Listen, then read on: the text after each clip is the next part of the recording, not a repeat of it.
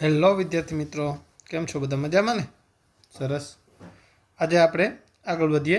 ક્રમચય અને સંચયનું જે આપણી સિરીઝ શરૂ છે એમાં 4 જેટલા પાર્ટ તમને મળી ગયા છે. ઓકે, લાસ્ટ ટાઈમ આપણે ક્વેશ્ચન ઓફ ડિવાઇઝર સુધી પૂરું કર્યું હતું. આગળનો ક્વેશ્ચન જોઈએ. હવે આ ક્વેશ્ચનની અંદર જ આપણે તો કે એક નવી એવી થિયરી પણ શીખવાની છે. ઓકે, ચાલો ધ્યાન રાખજો. ક્વેશ્ચન આ રીતનો છે: અંક 1, 3, 5, 7, 9 ના ઉપયોગથી રિપીટેશન નોટ અલાઉ દ્વારા બનતી તમામ 5 અંકની સંખ્યાનો સરવાળો જણાવો. આમાં એક ફોર્મ્યુલા આપણે શીખવાનું છે, ધ્યાન રાખજો. અહીંયા ફોર્મ્યુલા લખી દઉં છું તમને. જ્યારે પણ આ ટાઈપના ક્વેશ્ચન આવે કે ભાઈ આટલા અંકની મદદથી બરાબર છે, જે 5 અંક આપ્યા પાંચે 5નો ઉપયોગ કરી લેવાનો, જેટલી સંખ્યા બને રિપીટેશન નોટ અલાઉ વગર ના કેટલો સરવાળો થશે એ પૂછ્યું હોય. ધ્યાન રાખજો, આ એક ફોર્મ્યુલા છે, આપણે શોર્ટ નોટ્સમાં નહીં હોય. આ ધ્યાન રાખજો. n-1 ફેક્ટોરિયલ જેટલા અંક તેટલા 1. મતલબ શું કહું છું? 2 અંક હોય તો 11, 3 અંક હોય તો 111 લખવાના વચ્ચે, રાઈટ? પછી બધા અંકોનો સરવાળો.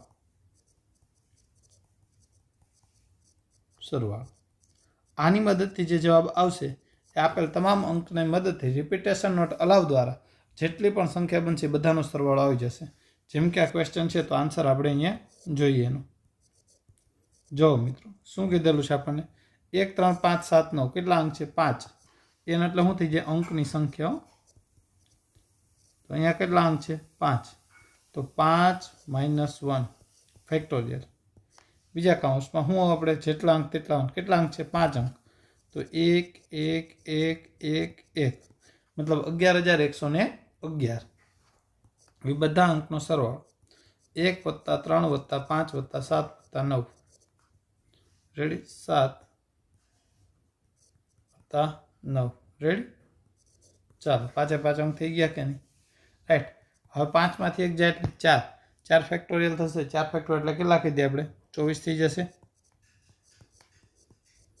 11,111 અને 9 ને 1 10 ને 10 3 ને 7 20 ને 5 25. 25 × 24 એટલે 600. 600 ગુણ્યા આપણે કેટલા થઈ જશે? 11,111. એટલે કુલ મિલાકે કેટલા થશે? 66,66,600. રાઈટ, આ આપણો આન્સર આવશે. આ ક્વેશ્ચનથી જ આપણે આ ટ્રીક શીખવાની. આ ટાઈપનો ક્વેશ્ચન આવે તો આ ટ્રીક આપણને આવડવી જોઈએ. સીટની અંદર આ ફોર્મ્યુલા નથી એટલે ફોર્મ્યુલા નોટ કરી લેજો અને સાથે સાથે આ ક્વેશ્ચન પણ નોટ કરી લો. ઓકે, પછી આગળ વધીએ. ચાલો હવે આગળ જોઈએ. લાસ્ટ ઇમ્પોર્ટન્ટ મેથડ આપણે ચેપ્ટરની એની પર જો કે એક ફોર્મ્યુલા છે, પણ અગત્યની મેથડ બેગર્સ મેથડ. ગુજરાતીમાં લખીએ તો શું થશે? ભિખારી મેથડ. ઓકે, મેથડનું નામ જ એ રીતનું પાડેલું છે, થી યાદ રહી જાય. જો n સિક્કાને, n અહીં એક શબ્દ એડ કરજો, સમાન. n સમાન સિક્કાને p ભિખારીમાં વહેંચવાના પ્રકાર. તો સૂત્ર છે n + p - 1 cp - 1. યાદ રાખજો, n સમાન સિક્કાને p ભિખારીમાં વહેંચવાના પ્રકાર શું થઈ જાય? n + p - 1 cp - 1.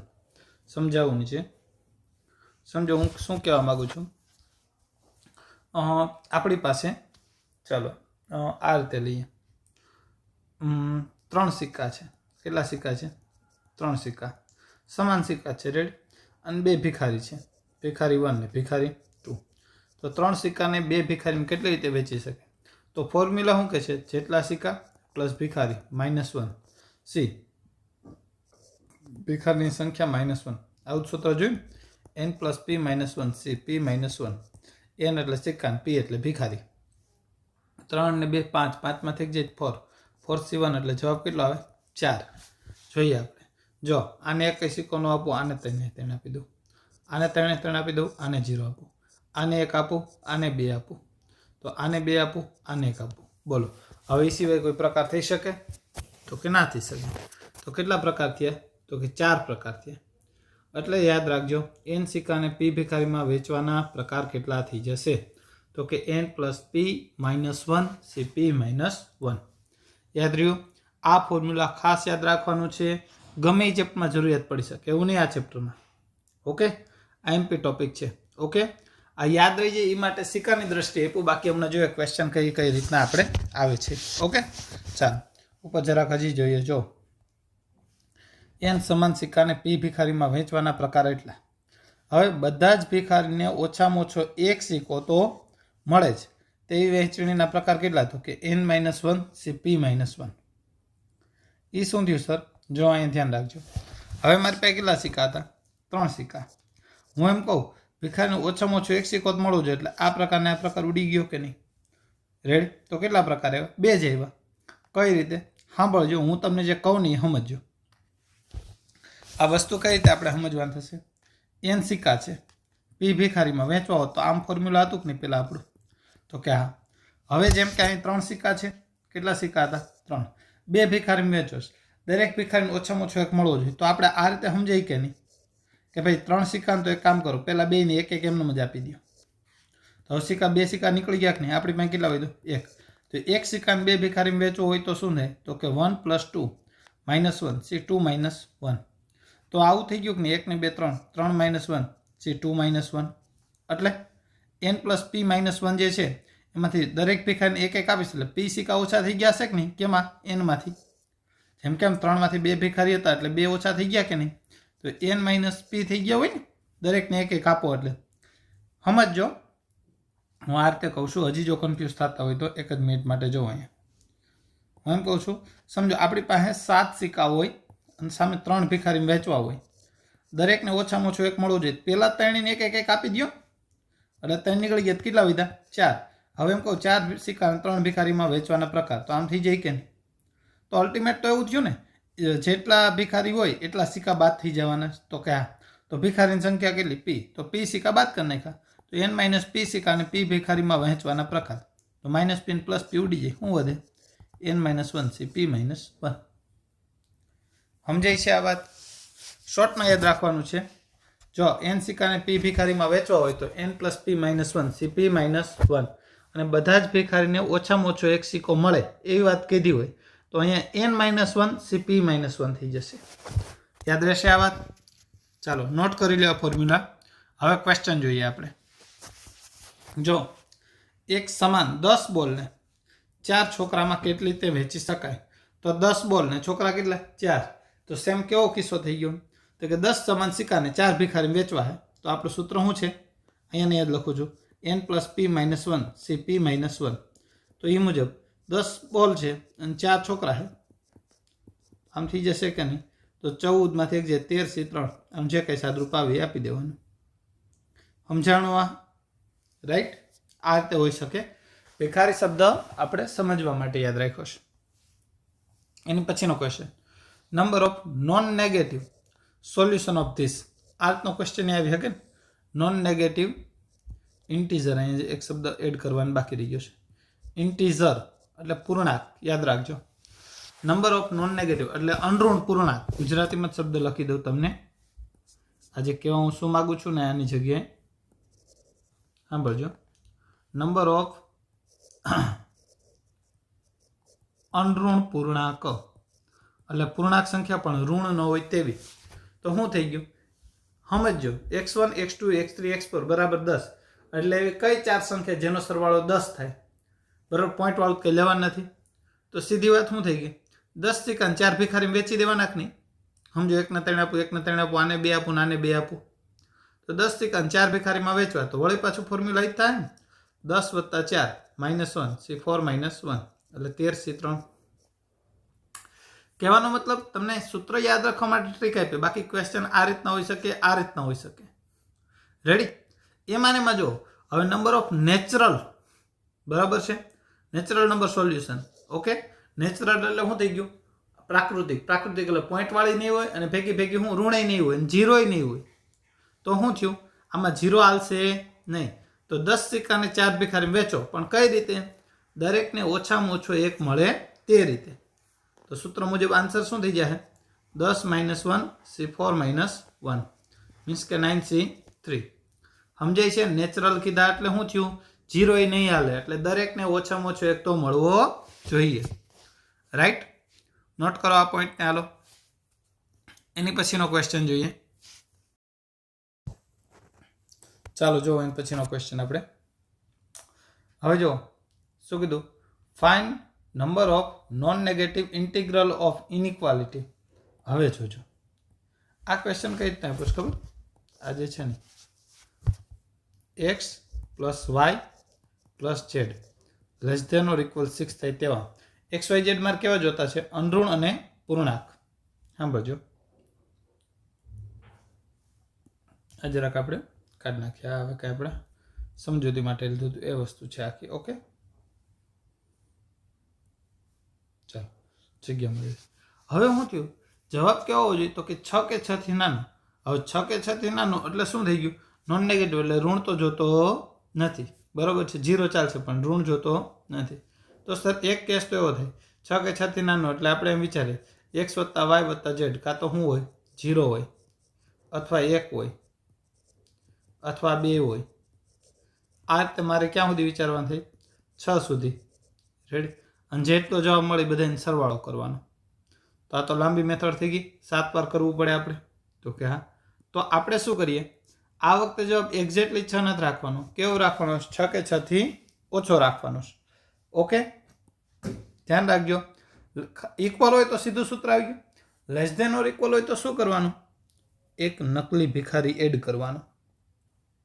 શું કરવાનું, એક નકલી ભિખારી એડ કરવાનો. કઈ રીતે, જો અહીંયા ક્લાસરૂમમાં મેં આ સ્ટોરી તમને કહી દીધેલી છે, અત્યારે યાદ રાખવા માટે ડાયરેક્ટ કહું છું. X plus y plus z વત્તા કોઈ પણ એક ચલ તમે મૂકી દો, સમજો કે આલ્ફા અત્યારે મૂકો, ઇઝ ઇક્વલ 6. રેડી. સ્ટોરી ફરી પાછી યાદ કરાવું કે ભાઈ 3 ભિખારીમાં તમારે 6 સિક્કા વેચવા છે. બરાબર. તો આપણે શું કરવાનું થાય કે ભાઈ એક નકલી ભિખારી એડ કરી દો એટલે 4 વ્યક્તિ થઈ ગયા. હવે દાખલા તરીકે તમારે 6 કે 6 થી ઓછા રાખવા હતા ને, સમજો કે તમારે 4 સિક્કા વેચવા છે તો એક્સ વાય ઝેડમાં 4 વેચો, આલ્ફાને 2 આપી દો. આલ્ફા નકલી ભિખારી એની પાસે ફરી પાછા 2 લઈ લો એટલે 4 સિક્કા વેચાઈ ગયા કે નહીં, અને 2 તમારી પાસે બચી પણ ગયા કે નહીં. રાઈટ. ક્લાસરૂમમાં ભણાવતો ત્યારે મેં કીધું હતું, મંદિરની વાત કરી હોય કે મંદિરનો નિયમ જેટલા સિક્કા છે બધે પૂરા કરીને જ આવવાના. યાદ છે આ વાત? ચાલો તો એ મુજબ જોવો જોઈએ. તમારે યાદ એટલું રાખવાનું છે, લેસ ધેન ઓર ઇક્વલ આવે તો એક નકલી ભિખારી એડ કરવાનો છે. ઓકે. તો 6 સિક્કા અને 4 ભિખારીમાં કેટલી રીતે વેચી શકાય, તો 6 + 4 - 1 સી 4 - 1 ઇટ મીન્સ કેટલા થઈ ગયા, 9C3. આ તમારો answer. Ready. Less than or equal આવે શું કરવાનું, એક નકલી ભિખારી એડ કરવાનો. વાત યાદ છે ને, તમે એને તમારો પ્રિય મિત્ર એ રીતનું મેં ઉદાહરણ તમને આપ્યું હતું. ઓકે ચાલો નોટ કરી લો આ ક્વેશ્ચન. પછી આગળનો ક્વેશ્ચન જોઈએ. ચાલો જોવો. 2 સફરજન 3 કેરી 5 નારંગી અને 3 વિદ્યાર્થી રામ, શ્યામ અને ઘનશ્યામમાં કેટલી રીતે વેચી શકાય. તો શું થયું, 2 સફરજન 3 કેરી 5 નારંગી. તો ઉતાવળમાં એવું ન કરતા 2 ને 3 5 તે 10 વસ્તુ અને 3 ભિખારી છે એમ નહીં. તો પેલા સફરજનની વહેંચણીના પ્રકાર. 2 સફરજન ને 3 વિદ્યાર્થીમાં કેટલી રીતે વેચી શકો, તો 2 + 3 - 1 સી 3 - 1. અને 3 કેરીને 3 વિદ્યાર્થીમાં તો 3 + 3 - 1 સી 3 - 1. અને સમજાય છે ને, અને 5 નારંગીને 3 વિદ્યાર્થીમાં તો કે 5 + 3 - 1 સી 3 - 1. સફરજનને વેચો અને કેરી અને નારંગી. આનું જે કંઈ સાદું પાવી તમારો આન્સર. સમજાઈ ગયો. આ રીતે ભેગા કેસ આપેલા હોય તો એક એક કેસ આપણે સોલ્વ કરવાનો. સફરજનની વેચણીના પ્રકાર, પછી કેરી વેચો ને પછી નારંગી વેચો. ઓકે. ડાયરેક્ટ ટોટલ ન મારી દેતા, 2 ને 3 5 + 5 10 એવું ન કરતા, કારણ આપણું ફોર્મ્યુલા જે છે એ સમાન સિક્કા માટે છે. આ વાત ખાસ યાદ રાખજો. ઓકે નોટ કરી દો. ચાલો આ વાત એ સમજાઈ ગઈ ને, નકલી ભિખારીવાળી વાર્તા યાદ કરી લેજો. ચાલો એના પછી જોઈએ આપણે છેલ્લો ટોપિક આપણો, મતલબ છેલ્લો એક ફોર્મ્યુલા. ચાલો ધ્યાન રાખજો. n ભિન્ન વસ્તુને, ઓલું પૂરું થઈ ગયું બેગર મેથડ, કેટલી પ્રકારે ગોઠવી શકાય જેમાં કોઈ પણ વસ્તુ પોતાના સ્થાને ન આવે. તો એનું ફોર્મ્યુલા સીધું છે આપણું n ફેક્ટોરિયલ 1 વત્તા -1 ની 1/1 ફેક્ટોરિયલ વત્તા -1 ની 2/2 ફેક્ટોરિયલ વત્તા -1 ની 3/3 ફેક્ટોરિયલ અપ ટુ -1 ની n/n ફેક્ટોરિયલ. કઈ રીતે સર આ ફોર્મ્યુલા ક્વેશ્ચન દ્વારા જ સમજીએ. જુદા જુદા રંગના 4 દડા છે અને તે જ રંગની 4 પેટી છે. સમજો કે અહીંયા રંગ કીધું છે, પણ હું તમારી સામે સમજી લ્યો ને એમ કહું કે A, B, C અને D આ 4 રંગ કયો જે કયો આ 4 રંગની પેટી થઈ ગઈ.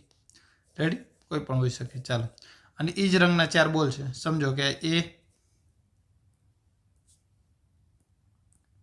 અહીંયા નીચે લખો. ચાલો ધ્યાન રાખજો, કલર નહીં વ્યવસ્થિત દેખાય, આ કલરથી જ લખું છું. ચાલો, A, B, C અને D. રેડ? 4 જુદા જુદા રંગના 4 દડા છે, તે જ રંગની 4 પેટીઓ છે. દરેક પેટીમાં એક દડો. એ રીતે 4 દડાઓને 4 પેટીમાં કેટલી રીતે મૂકી શકાય કે જેથી કોઈ પણ દડો તે જ રંગની પેટીમાં ન આવે, આને ડી અરેન્જમેન્ટ કહેવાશે. દાખલા તરીકે એને મારે એ રીતે મૂકવાનું કે આ પેટીમાં ન હોવું જોઈએ, બાકી આ 3માં ગમે નહીં હોઈ શકે. બી છે ને બીમાં ન હોવું જોઈએ, બાકી ગમેમાં હોવું જોઈએ. સી છે એ સીમાં ન હોવું જોઈએ, બાકી ગમેમાં. ડીમાં ન હોવું જોઈએ, બાકી ગમેમાં હોવું જોઈએ. રેડી? આ ટાઈપનો પીવાયક્યુ પણ પૂછાયેલો છે, આપણે ક્લાસરૂમમાં કદાચ સોલ્વ કરેલો હોય તો યાદ હશે. 5 વિદ્યાર્થીઓને એ રીતે ગોઠવણી પોતાના જ રોલ નંબર ઉપર ન આવે. રેડી? એ રીતે સેમ વસ્તુ 4 દડા છે. તો કઈ રીતે સર? સીધું ફોર્મ્યુલા છે. જો આ જે હતું ને એ પ્રકારે કેટલા બોલ છે તો કે 4, તો 4 ફેક્ટોરિયલ. રેડી?